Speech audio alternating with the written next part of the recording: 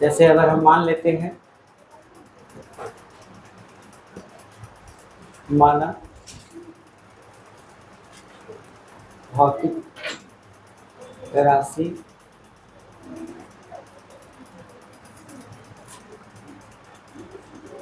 z बराबर x का power 1, ठीक है। अब ये मेजरमेंट है और इसमें त्रुटि भी सम्मिलित है, और इसमें त्रुटि सम्मिलित है तो कितना उसका त्रुटि होगा वो हमें नहीं पता और उसे निकालना है, ठीक है। तो इसे निकालने के लिए देखिए तरीका क्या है। अगर हम इसमें कहें कि इसमें अवकलन करना है, तो अवकलन करने से पहले आपको थोड़ा सा ये चीज याद होना चाहिए लॉग के बारे में। तो लॉग क्या होता है, 10 क्लास में आप लोग थोड़ा सा पढ़े होंगे लॉग के बारे में।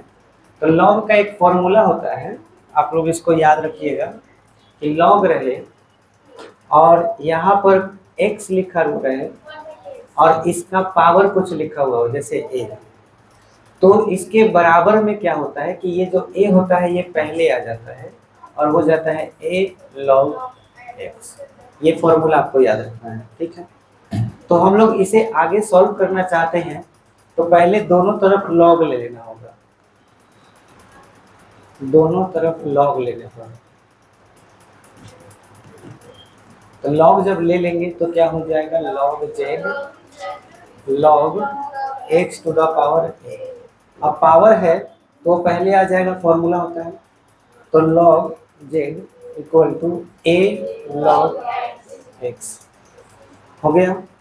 अब हम लोग इसका अवकलन करेंगे। अवकलन किसके सापेक्ष होगा, z है तो z के सापेक्ष, तो z के सापेक्ष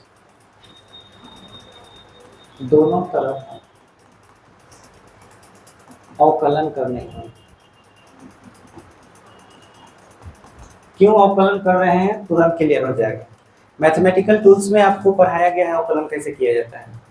तो इसमें करना क्या होता है, जैसे log z है तो हम इसमें लगा लेते हैं d, और d log z लिखने के बाद जो यहाँ रहता है वही चीज नीचे लिखते हैं, dz इक्वल टू, फिर यहाँ पर a log x में a कांस्टेंट है तो a छोड़ दिया जाएगा, a छोड़ दिया जाएगा तो डिफरेंशिएशन किसका होगा, log x का, और जो यहाँ पर है वो चीज आपको यहाँ लिखना है नीचे।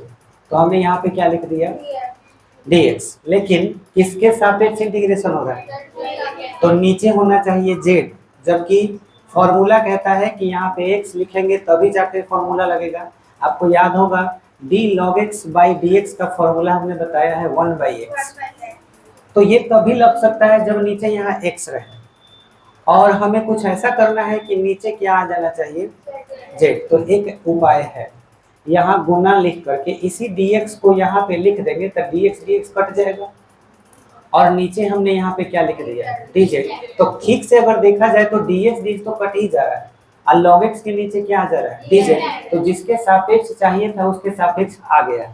अब बेनिफिट क्या होगा कि इस पर भी फॉर्मूला अप्लाई हो जाएगा, इसका फॉर्मूला हो जाएगा 1/z a, और इसका फॉर्मूला हो जाएगा 1/x, और यहाँ केवल क्या बच जाएगा, dx/dz। अब अगर हम क्रॉस गुना कर दें तो केवल z वाला z के तरफ लिखना है, x वाला x के तरफ।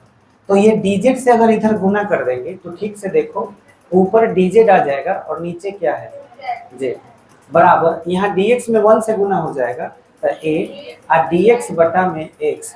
अब कुछ दिखाई दे रहा है, क्या दिखाई दे रहा है, मैथमेटिकल टूल्स में आपको बताए थे कि डेल्टा और डी दोनों के लिए एक ही सिंबल होता है, डी लिखो या फिर डेल्टा। तो जहां डी आ रहा है उसके जगह पर हम क्या लिख सकते हैं, डेल्टा लिख सकते हैं। तो डेल्टा जेड बटा में जेड बराबर ए डेल्टा एक्स बटा में एक्स। बोलो ये कौन सा त्रुटि आ गया, सापेक्ष त्रुटि। अब बताओ हमारा भौतिक राशि x का पावर a था, इसको देखो और फिर इसको देखो, फॉर्मूला को मैं फिर से एक्सप्लेन कर रहा हूँ, ध्यान दो। हमारे सवाल में था z बराबर x का पावर a, ये लिखा हुआ था। और हमारा आंसर क्या आया, डेल्टा जेड बाई जेड, है ना, यानी जेड का सापेक्ष त्रुटि जो आया मुझे वो किसके बराबर आया, तो ए पहले लिखा गया, देखो ए आ गया है, और डेल्टा एक्स बटा में यहाँ पे क्या आ गया, एक्स। बोलिए क्लियर हो गया। इस पर एक सवाल बनाएंगे तो आपको बहुत अच्छे से समझ में आएगा। जैसे देखिए, मान लीजिए हमने एक उदाहरण लिया कि एक वृत्त की त्रिज्या 5 प्लस माइनस 0.2 सेंटीमीटर है, तो क्षेत्रफल में प्रतिशत त्रुटि ज्ञात करें। ऐसे ही एग्जाम्पल एक लिए हैं, एक वृत्त की त्रिज्या दी हुई है, तो बोलो त्रिज्या मीन्स आर का वैल्यू कितना दिया हुआ है, आर का वैल्यू 5 सेंटीमीटर, डेल्टा आर का वैल्यू कितना दे रखा है 0.2। बोलिए क्लियर हुआ, ये आर हो गया, ये डेल्टा आर हो गया। मुझे किसका निकालना है, क्षेत्रफल का। कौन सा त्रुटि, ठीक है, तो क्षेत्रफल का अगर प्रतिशत त्रुटि निकालना है तो प्रतिशत त्रुटि हम जानते हैं सापेक्ष त्रुटि में गुना कितना से हो जाता है 100 से। तो सापेक्ष त्रुटि किसका निकाला जाएगा, क्षेत्रफल का। तो क्षेत्रफल का फॉर्मूला लिखेंगे, बताइए, एरिया ए से शुरू किया जाएगा, वृत्त का क्षेत्रफल क्या होता है पाई आर स्क्वायर, ये हो गया। पाई क्या है कांस्टेंट, तो पाई से तो मतलब ही नहीं है, पाई को छोड़ ही दीजिए, समझ में आया। अब पाई अगर आप छोड़ देते हैं तो बचा कौन, आर स्क्वायर। अब हम लोग को क्षेत्रफल में प्रतिशत त्रुटि निकालना है, यानी ए में प्रतिशत त्रुटि अगर निकालना है तो हमारे पास होना चाहिए डेल्टा ए बटा में ए गुना में 100, पर ये हमारे पास है ही नहीं, ये चीज नहीं है। हाँ, इसका फॉर्मूला है, त्रिज्या दिया हुआ है, ठीक है। तो हमने अभी अभी सीखा कि अगर इस पर पावर अवेलेबल हो तो फॉर्मूला हमारा क्या कहता है, पावर नीचे आ जाएगा, समझ में आया। पावर अगर अवेलेबल है तो पावर नीचे आ गया, और बगल में क्या लिखा जाएगा, जिसका पावर था वो इस तरह से लिखा जाएगा। तो पावर किसका दिया हुआ है, आर का दिया हुआ है। तो मुझे अगर एरिया में प्रतिशत त्रुटि निकालना है तो पाई पहले छोड़ देंगे, छोड़ दिए, बचा कौन, आर स्क्वायर। तो स्क्वायर पहले आ गया गुना, और यहाँ पे लिखाएगा डेल्टा आर बटा में आर। प्रतिशत निकालना है इसलिए गुना कितना से करना है 100 से। बोलो बात समझ में आया।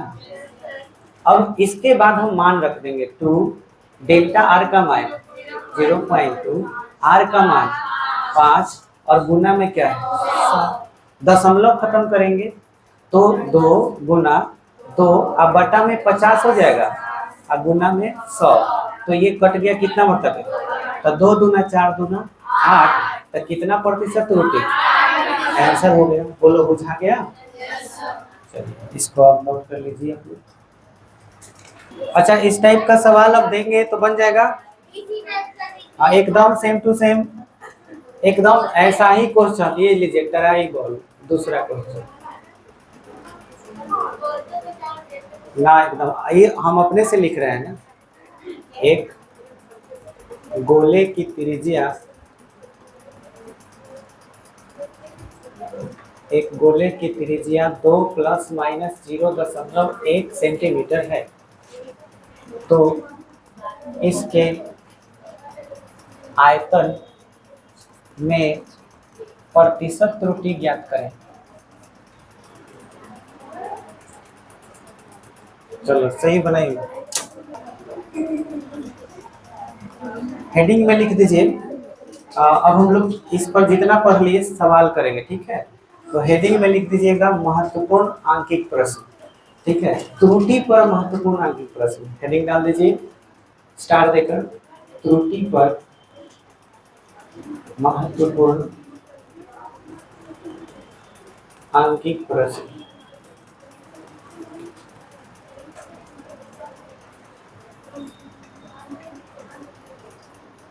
हो गया। अब हम लोग के पास सारे कॉन्सेप्ट हैं, अब केवल सवाल करना सीखना है अलग अलग तरीके का, अलग अलग लेवल का। ये हो गया ना सब लोग का हेडिंग। अब हम क्वेश्चन ला रहे हैं।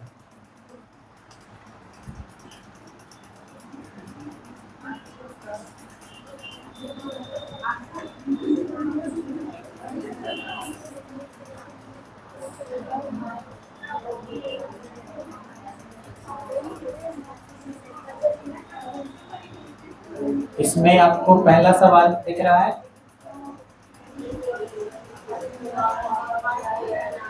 इसमें हम आपको बता रहे हैं कैसे बनाना है, ठीक है, फिर आपको ही बनाना है। समझिए, कह रहा है कि एक वस्तु की लंबाई को 3 बार मापा गया। लंबाई मापा गया है, जिसमें पहला लेंथ हमारा आ रहा है 12.20, दूसरा है 12.25 और तीसरा 12.33। क्या बोला है?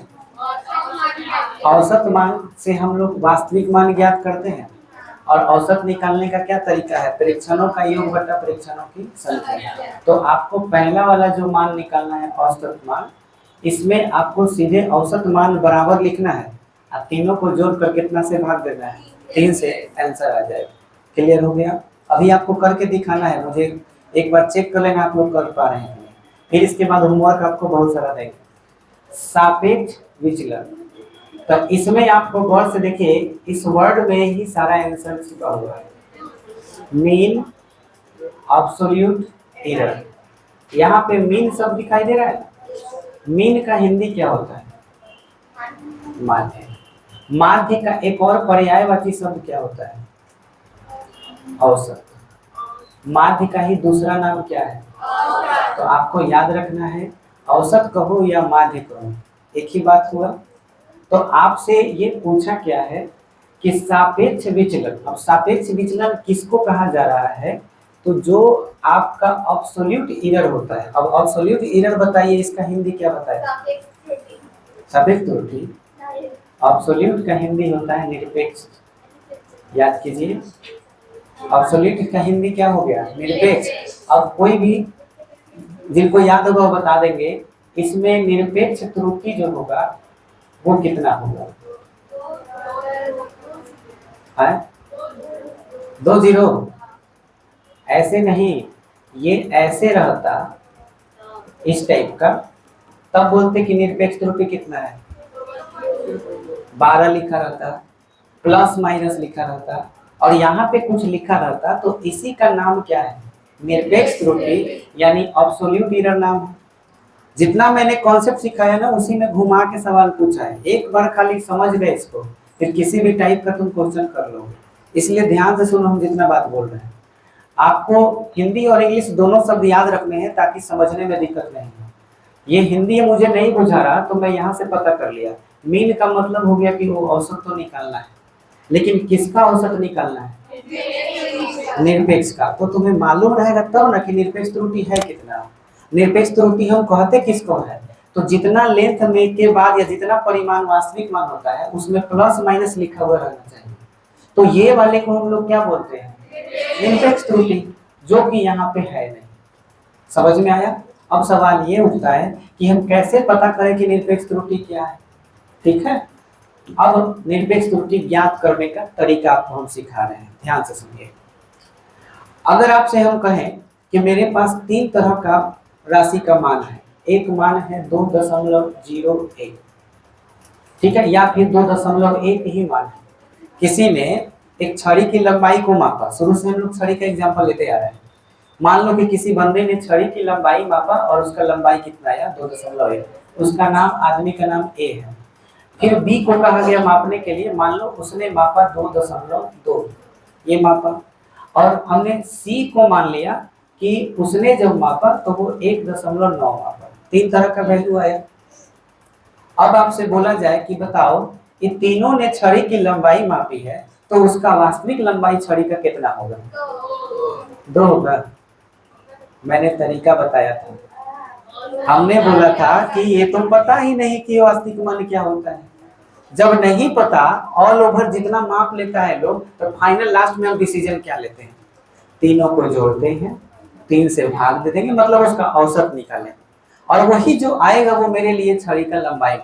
किसी ने कहा कि छड़ी का लंबाई 2.1 है, किसी ने कहा 2.2, किसी ने कहा 1.9।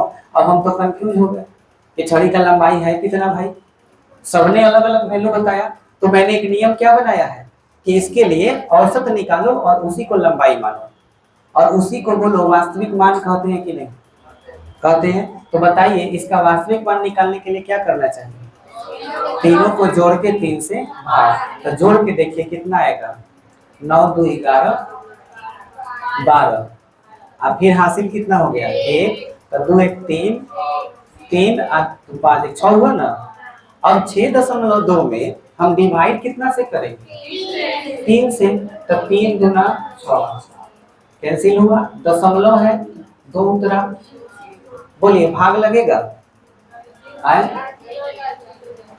2 में तो भाग नहीं लगने वाला ना, तो यहाँ पे हम 0 बैठा दें। जब 0 बैठा देंगे तब क्या करना पड़ेगा, यहाँ 0 को बैठाना पड़ेगा। अब कितना मर्तबा जाएगा, तो अब देखिए जिसने भी इसको मापा है दशमलव के बाद इसके पास कितने अंक है, एक ही अंक है। और हम कितना अंक लाने जा रहे हैं 2, तो गड़बड़ हो जाएगा। हमारे पास मापने की एबिलिटी कितने अंक तक की है, एक ही अंक की, तो कितना वैल्यू लिया जाएगा। तो असल में अपने अंदाज पे ही बोला हूँ लेकिन सही बोला है, समझ में आया।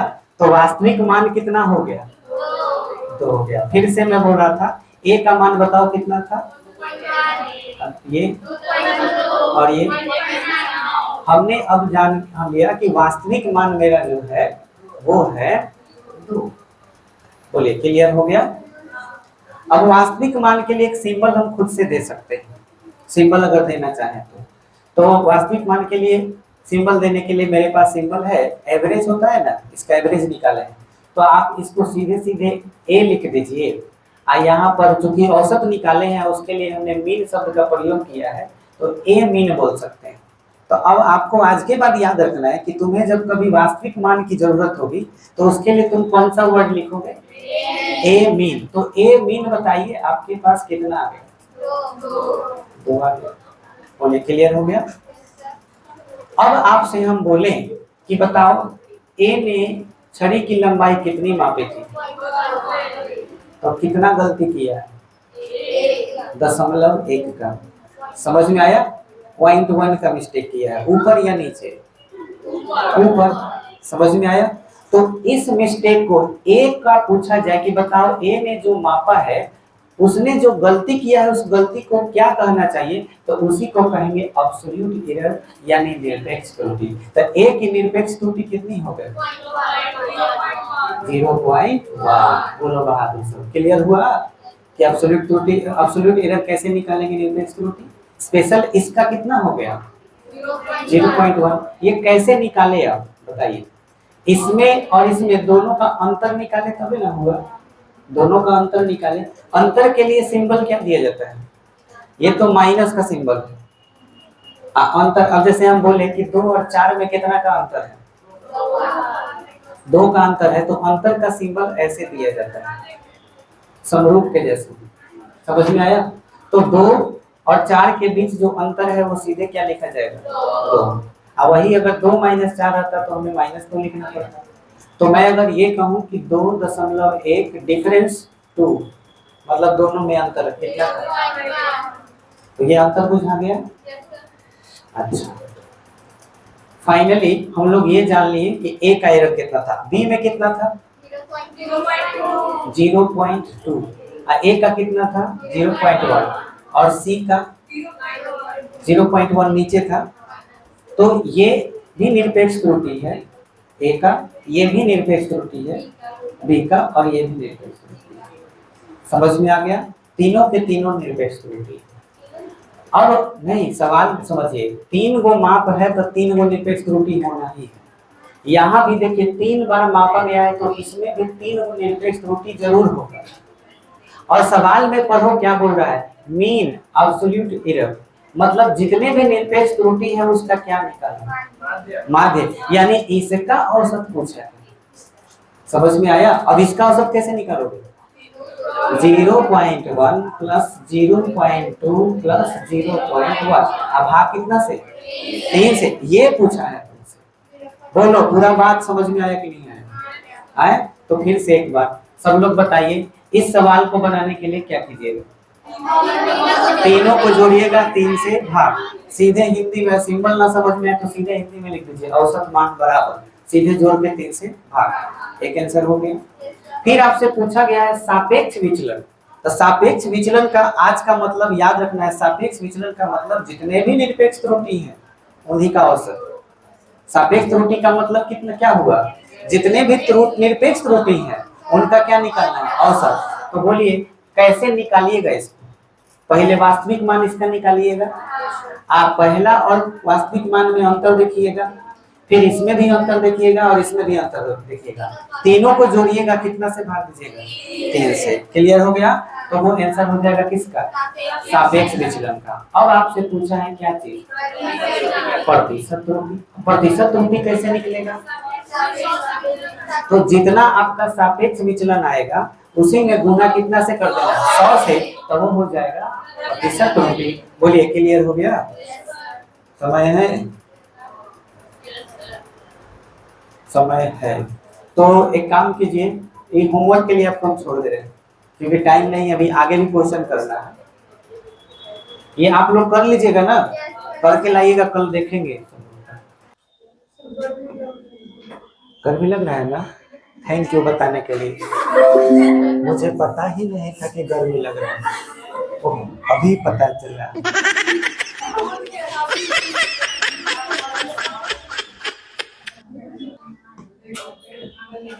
हाँ आ गया। एक बार फिर से बता दीजिए आप लोग। ये तो आप लोग को समझ में आ गया? अब इस प्रश्न में बताइएगा, इस प्रश्न में पढ़िए बढ़िया से।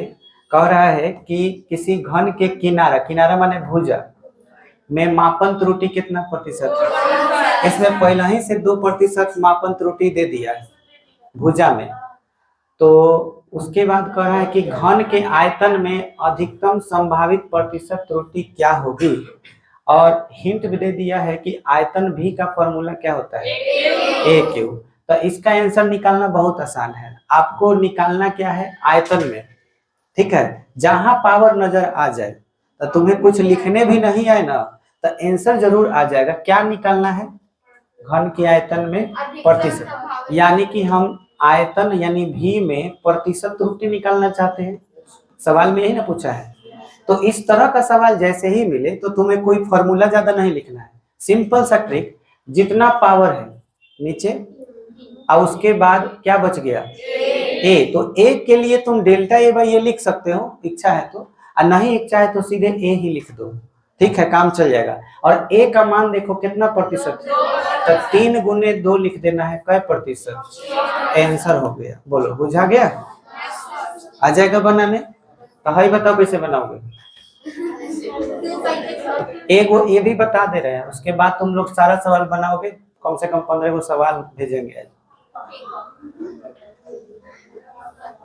देखो बहुत कम है ना, तो ठीक है 25 कर दे रहे हैं क्या? तो कम बोल रहे हैं तो 15 को ठीक है, ओके। तो खिसियात क्या है बोल रहे हैं? ज्यादा से ज्यादा 15 को, 2-3 को तो हम ही बना दिए। देखो टी का मान दिया है, अब इसमें किसका किसका वैल्यू दिखा है? एल का और जी का। टी में कुल प्रतिशत, यानी टी में प्रतिशत त्रुटि निकालना है। टी में प्रतिशत त्रुटि देखो कैसे निकालेंगे, कांस्टेंट छोड़ दो, छोड़िए दो साहब, बराबर क्या बच गया?